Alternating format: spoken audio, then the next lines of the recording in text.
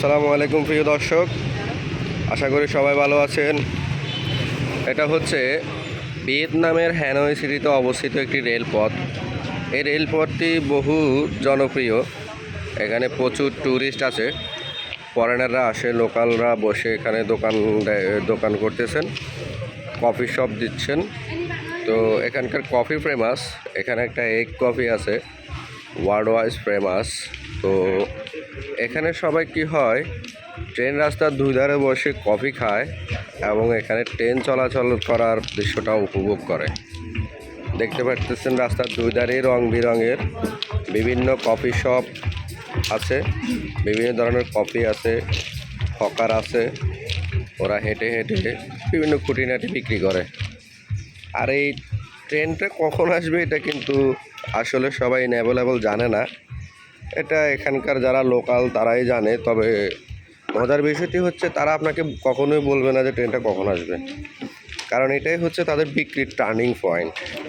যদি ওরা এটা বলে দেয় আপনাকে যে কখন ট্রেন আসবে, তাহলে তো আপনি ট্রেনটা দেখেই চলে যাবেন।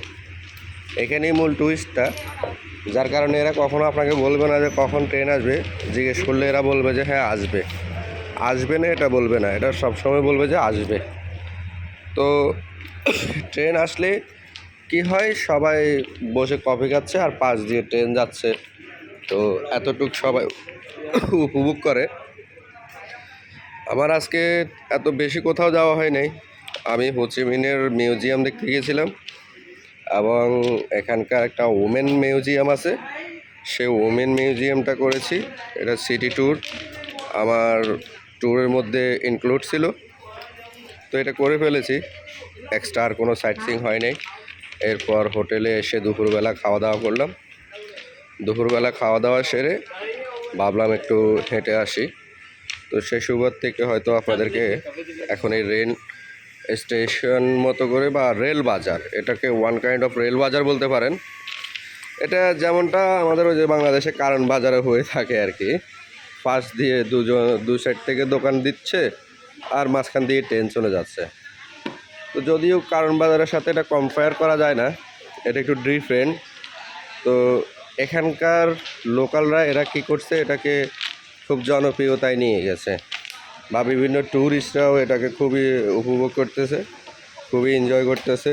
অনেক দেশের ট্যুরিস্ট আছে এখানে, আমেরিকান আছে, আপনার এই প্যারিসের আছে, তারপর যে কেউ রাশিয়া থেকে ঘুরতে আসে, চায়না থেকে আসে, তাইওয়ান থেকে আসে, বাংলাদেশ থেকেও প্রচুর দর্শক আসেন এখানে ঘোরার জন্য।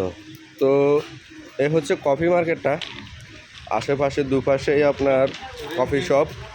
এখানে ছোটোখাটো মিনি বার আছে। তো মানে যদি কেউ দারু খায়, তার যদি হ্যাবিট থাকে যে সে ড্রিঙ্কস করবে বা অ্যালকোহল করবে, তাহলে সে সুব্যবস্থাও আছে। এখানে সারি সারিভাবে বিভিন্ন কালার দিয়ে চেয়ার টেবিলগুলো সাজানো, এবং কোনো কোনো কফি শপে মিউজিকও বাজছে, মিউজিকের ব্যবস্থা আছে।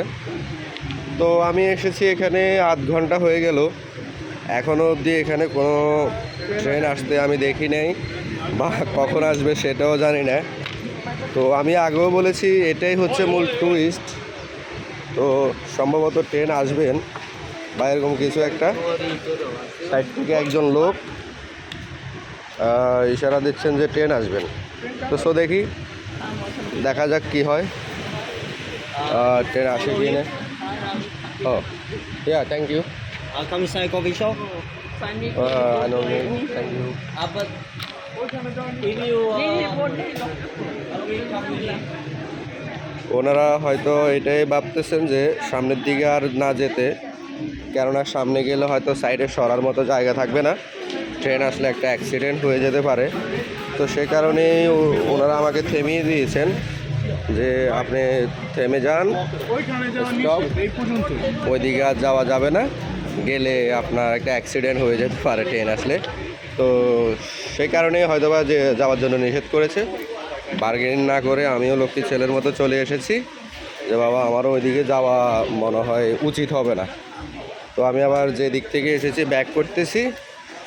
তো আশা করি আপনারা বুঝতে পারতেছেন এই ফেমাস জায়গাটা কিসের জন্য ফেমাস, আর কেনই বা ফেমাস।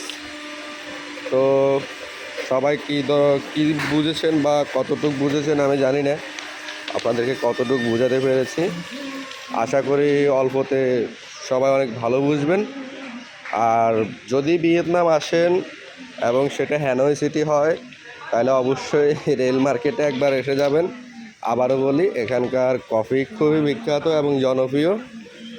এখানে এগ কফি পাওয়া যায়, ডিম দিয়ে যে কফি মেকিং করে সেই কফিটা এখানে পাওয়া যায়, আর ওই কফিটাই এখানকার বিখ্যাত।